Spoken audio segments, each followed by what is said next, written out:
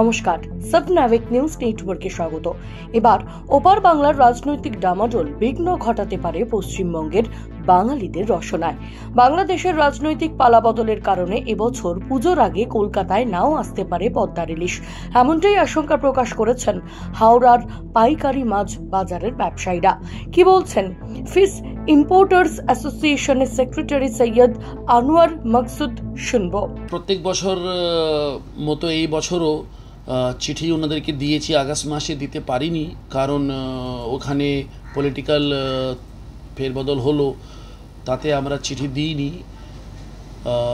গত 9 তারিখে আমরা চিঠি দিয়েছি যখন একটু বাংলাদেশে ইন্টারিম সরকার হয়েছে। তো আমরা প্রত্যেক বছরের মতন এবছরও কাজ করেছি, চিঠি দিয়েছি, ওদেরকে রিকোয়েস্ট করেছি যাতে পুজোর উপলক্ষে যে প্র্যাকটিসটা গত 5 বছর ধরে চলে এসছে এই বছরও যাতে ওনারা দেয়, কারণ ইলিশ মাছ তো 2012 থেকেই ব্যান, সে ব্যানটা তো আর তুলে দিচ্ছে না তারা।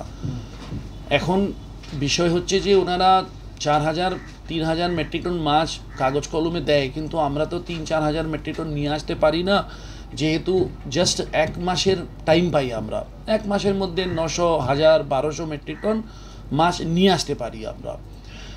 কিন্তু এই বছর যেহেতু বাংলাদেশে একটা ডিস্টার্বিং সিচুয়েশন আছে আর টাইমও খুব কাছে চলে এসছে, সামনে রান্না পুজো আছে, এই সময় তো প্রত্যেক বছর মাছটা চলেই আসতো রান্না পুজোর আগে। বাট আমার মনে হয় একটু নেগেটিভিটি লাগছে যে বাংলাদেশ সরকার আমাদেরকে মাছ দেবে কি দেবে না। আমাদের মতো আমরা কিন্তু চেষ্টা চালিয়ে যাচ্ছি যাতে আমরা মাছ নিয়ে আসতে পারি, যাতে এই যে পদ্মার ইলিশ, এই দুই বাঙালির একটা সেন্টিমেন্ট। আমাদের পশ্চিমবঙ্গে ইলিশ তো সব জায়গায়ই হয়, কিন্তু পদ্মার ইলিশের একটা আলাদা কিন্তু স্থান, সবাই মানে হাঁ করে থাকে যে পদ্মার ইলিশ কবে আসবে। তো সেইভাবে করে আমরা আশাবাদী আছি যে ইলিশ মাছ নিয়ে আসতে পারবো, কিন্তু কঠিন অবস্থায় আছি। আপনারা কি নিয়ে কোনো চিঠি দিয়েছেন? হ্যাঁ, চিঠি আমরা দিয়েছি। গভর্নমেন্ট অফ বাংলাদেশ, যেমন অ্যাডভাইজার আছেন, বাণিজ্য মন্ত্রণালয়ে, তারপর ফরেন মিনিস্ট্রি, সবাইকে আমরা চিঠি দিয়েছি। ইন্ডিয়ান হাই কমিশনকেও আমরা চিঠি দিয়েছি যাতে আমাদের ম্যাটারটা ওনারা টেক আপ করে।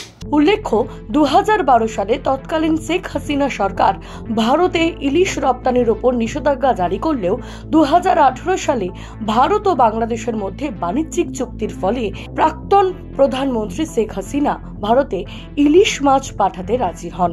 কিন্তু গত 5ই আগস্ট বাংলাদেশের প্রাক্তন প্রধানমন্ত্রী শেখ হাসিনা দেশ ত্যাগ করে ভারতে আশ্রয় নেওয়ার পর বদলে যায় ওই দেশের রাজনৈতিক পরিস্থিতি। বর্তমানে বাংলাদেশ অন্তর্বর্তী সরকারের হাতে।